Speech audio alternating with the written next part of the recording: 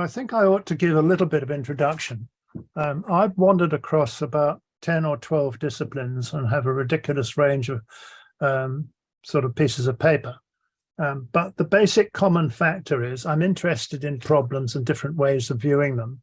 And that's a creative way of looking at things.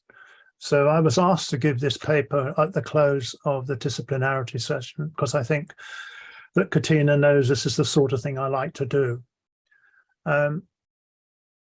It's an intriguing question.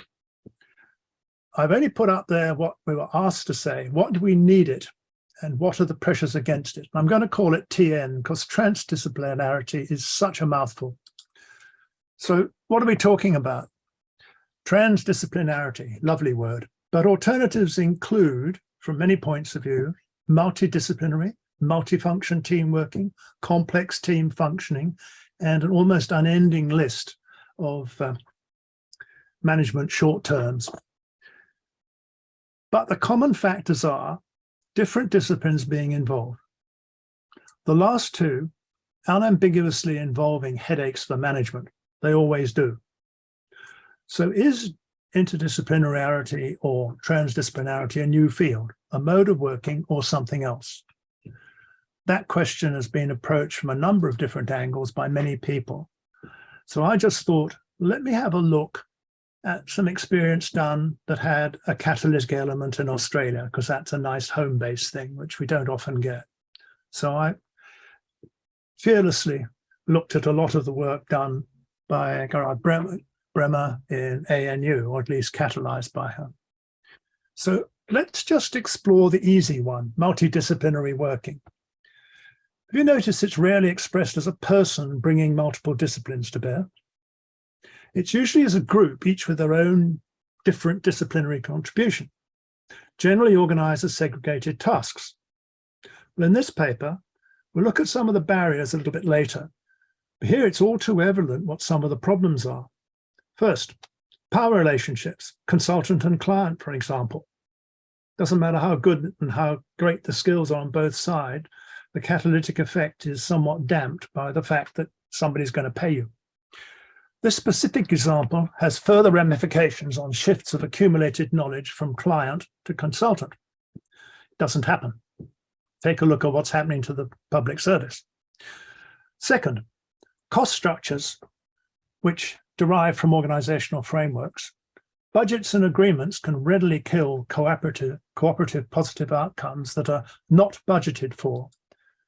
Tell me a single person who hasn't run into that sometime in their career, even if it was an ideal thing to do. So let's go to transdisciplinarity. What it isn't is a group of people with different disciplines cooperating in team or teams. What is it? This is my proposition. It's when the cultures of two or more disciplines collide or are brought into contact. Why? Because then different cultures actually work together rather than undertake just their own disciplinary skills as part of a team of different disciplines. Only then is creativity enhanced. I'll use this perspective to explore the issues that emerge from it and use the term TD as an abbreviation. It's just too long to use what's it? Transdisciplinarity? Yes, shorter words are better. We also have to be very careful with security. I was asked to talk about security and I thought, well, physical security is an objective, perhaps personal safety. Digital security of systems, well, enterprise IT security. Data security, creating security from or for access, abuse or unapproved utilization or retention. Every single one is a security issue. These variations are enough to confirm that multiple disciplines and perspectives are needed to span these and the other working definition. Here I give credit to ANU. In the early 2010s, they did an ARC special center and a lot of interesting people from quite a wide spread of places and countries. And they mixed academic and police staff. But this was not that successful. And I will make a quote here from one of the participants. It is clear that different agencies and researchers value such initiatives differently. If we dig into that, it means they regard different things as significant. They dispense with other things they don't regard as significant. They hear some things, they don't hear others. They look for some things, they look for others. Let's summarize that. A cultural set. So why do I address TD as a clash of cultures? I've illustrated it in the last slide. But what next? The ANU team, which are academics predominantly from arts disciplines, subsequently moved towards defining transdisciplinarity as a new discipline. I believe this is an academic disease, which I haven't yet caught. Later workers moved towards treating TD as a way of being, which seemed to me a perfectly sensible escape route. But you can see why, because it's something that doesn't quite fit any of the disciplines, and it's somewhat between them. And unless you're actually open to thinking that way or responding to it, it isn't going to work very well. So a way of being or a way of analyzing problems is a perfectly adequate way of specifying it. I'll now give them full credit for an early and valuable comment, because I think it's really worth looking through. There's a lack of strong institutional structures for transdisciplinary research that are necessary for establishing scientific communities, I'll pick that up, in which a state-of-the-art can be developed. Transdisciplinary research groups enter into a variety of problem fields, such as health and environmental issues, technology development and social conflicts. Notice that each of these are groupings rather than collisions between these areas. In addition, cooperation and mutual learning between participants from various institutional contexts and heterogeneous backgrounds take place on a project-related basis. That sentence is sufficiently long that I could have been guilty of it. Frequently, they do not outlast the temporary context of the research project or program. As a consequence of professional mobility and lack of systematization, the lessons learned on the job are seldom passed on to others for capacity building. It's a very good quote. It raises many of the right questions, and I really want to give it full credit. Ironically, there were very few scientists in the broader group involved in this program. In fact, it was actually a lawyer making that point. I happen to be a scientist. I'm a nuclear physicist, amongst other things. So I don't quite agree with the fact that they had any scientific communities involved. So why pick on scientists? Because there are clear groupings of different scientific and engineering disciplines that work well together and have demonstrably created many fresh findings and achievements. Think of the Large Hadron Collider.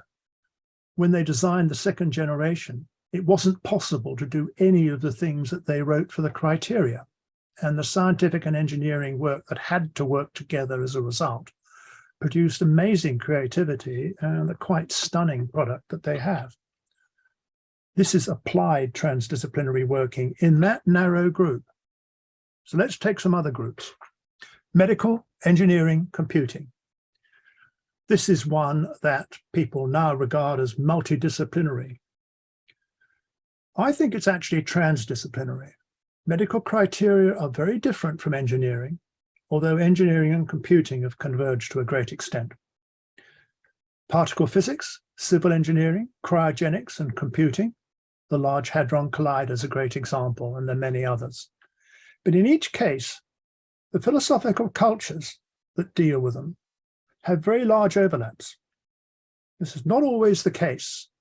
And if we want to get the best of transdisciplinarity, we've got to go a little broader. So recognizing the makeup of the ANU stream chosen to illustrate this presentation, we can also add a very different example from an arts tradition: visual arts, sculpture, engineering, psychology, acoustics. The common culture there is remarkably consistent, although each of these disciplines regard themselves as very different. They've been rather successful. If we want examples of successful transdisciplinarity, just look there. So do we need transdisciplinarity? Is it useful? Well, in my view, clearly we do, as examples of cultural collisions are very evident in the groups just discussed. These productive integrations are rarely described as TD, more as a great way to work. Some TD literature focuses on this great way to work in a series of frameworks. I'll give you a reference there for it. It's quite a good one.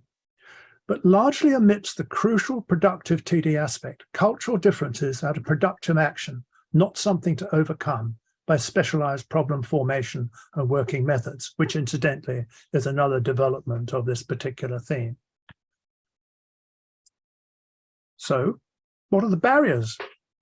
Well, the obvious ones are organizational structures, which very rarely work very well when you have to work with very different kinds of disciplines. They have their own structures.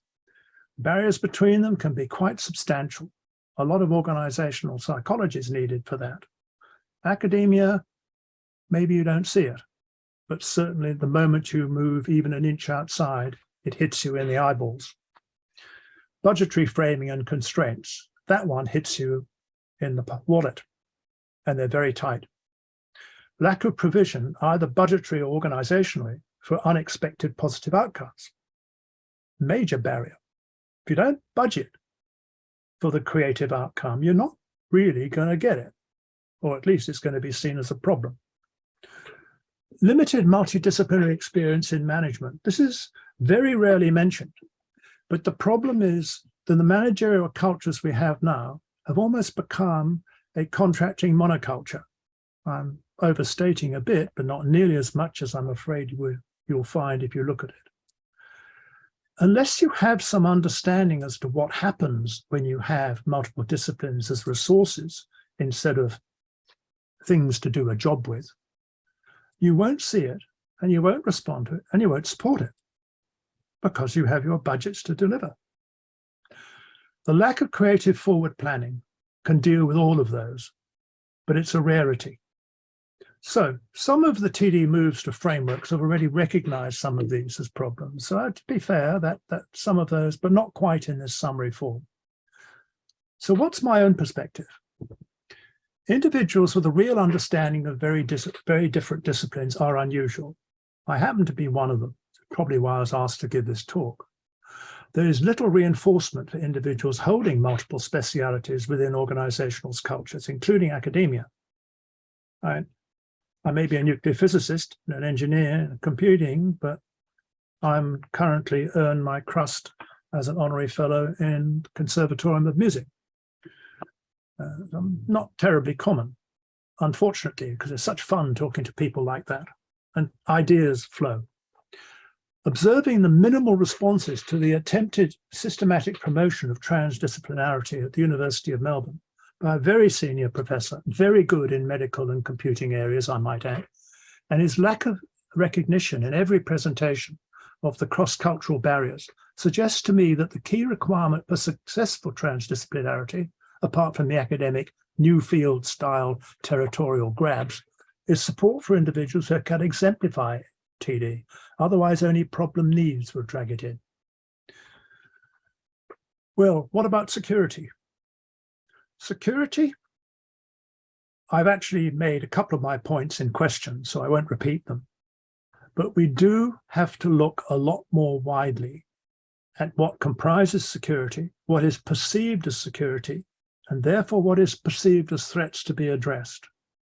By getting groups of people with very different disciplines together with that as an objective, instead of an operational task, we're quite likely to get some good results. But the fact that doesn't happen very often is one of the barriers. Now, this is a personal perspective. I've only been out of hospital 5 days, so I'm sure it would be better if I had a bit longer, but I hope it's been enough to start some thoughts. So if you want to follow up, there's some ways of doing it. Thank you.